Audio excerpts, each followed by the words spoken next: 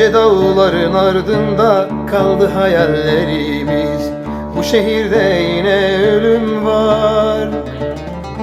Karanlıklar çöktü yine, sevgiler de sahteymiş.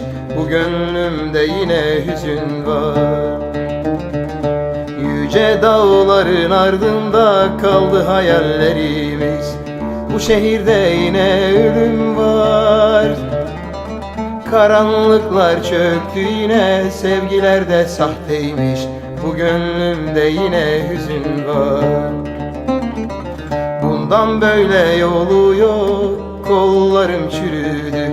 Bundan öte karanlıklar. Sen beni anlamadın, gözünü kan bürümüş. Bundan öte ayrılık var. Bundan böyle yolu yok, kollarım çürüdü. Bundan öte karanlıklar.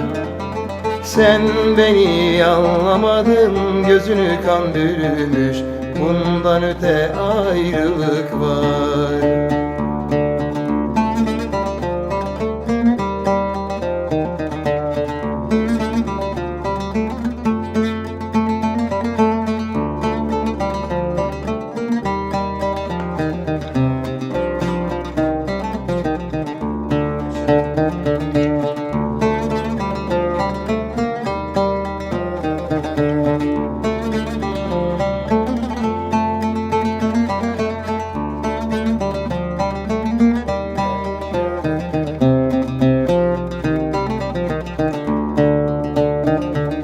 Yüreğimi yakıyorsun o güzel gözlerinle.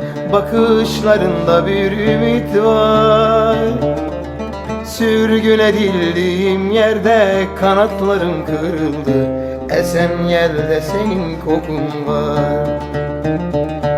Yüreğimi yakıyorsun o güzel gözlerinle. Bakışlarında bir ümit var. Sürgün edildiğim yerde kanatlarım kırıldı. Esen yerde senin kokun var. Bundan böyle yolu yok, kollarım çürüdü. Bundan öte karanlıklar. Sen beni anlamadın, gözünü kan bürümüş. Bundan öte ayrılık var.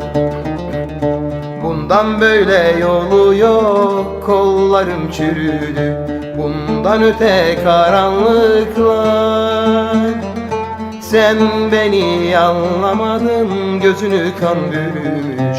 Bundan öte ayrılık var.